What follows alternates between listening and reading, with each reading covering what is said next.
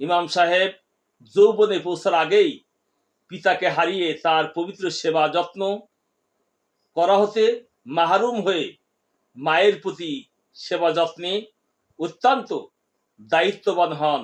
যদিও তার মা ছিলেন অত্যন্ত রাগী এবং মারাত্মক রকমের একঘেয়ে স্বভাবের।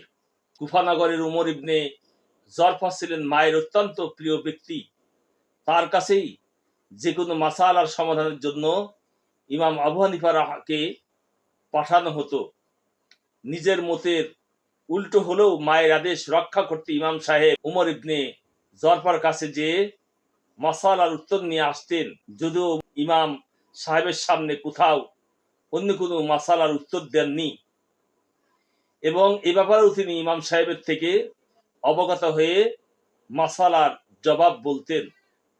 একদিন ইমাম সাহেবের মা একটি মাসালার জবাব জানতে চাইলেন। ইমাম সাহেব নিজে তার জবাব দেন। মা সন্তুষ্ট না হয়ে জরফার নিকট চলে গেলে জরফা বললেন যে ইমাম সাহেব যে উত্তর দিয়েছেন তা সম্পূর্ণ সঠিক। এবার মাতা খুশি হলেন। এবার রাজকর্মে যোগ দিতে না চাইলে ইমাম সাহেবকে কারাদণ্ডে দণ্ডিত করা হলে তিনি বলেছিলেন, আমাকে কারাদণ্ড দেয় ব্যক্তিগত আমি মোটেই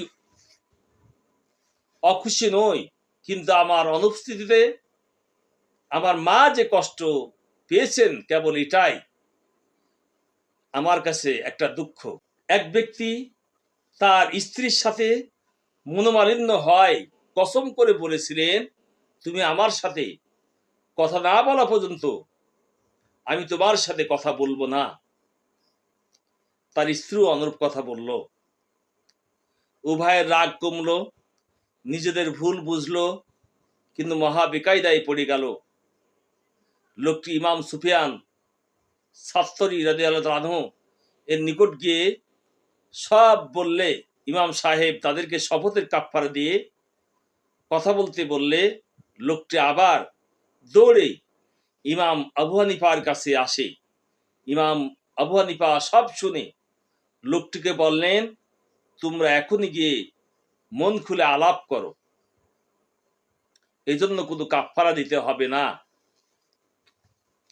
ইমাম সাত্তারি রাদিয়াল্লাহু আনহু এ কথা শুনে ইমাম আবু হানিফা রাদিয়াল্লাহু আনহুকে বললেন যে আপনার সমাধান ভুল। এবার লোকটিকে ও তার স্ত্রীকে ডাকা হলো। আগে সব কিছু শুনে ইমাম আবু হানিফা রাহমাতুল্লাহ আলাইহি বললেন, সমাধান ঠিকই আছে। সুফিয়ান সাত্তারিকে কারণ বুঝায়ে ইমাম আবু হানিফা রাহমাতুল্লাহ আলাইহি এবার বললেন, স্বামী শপথ করার পর যখন স্ত্রী লোকটি পুনরায় কথা না বলার শপথ করলো, মূলত তখনই তাদের মধ্যে আবার কথা বলা হলো। তাই স্বামীর শপথের আর কোনো মূল্য রইল না। সেই স্ত্রীর সাথে কথা বলতে পারে, আর স্বামী স্ত্রীর সাথে কথা বললেই স্ত্রীর শপথ নষ্ট হয়ে গেল। সুতরাং শপথের আর কোনো মূল্যই রইল না। তাই কাফফারা তো প্রশ্নই আসে না। সুবহানাল্লাহ। এবার সুফিয়ান সাত্তারি নিজের ভুল বুঝে মাথা খাটো করলেন।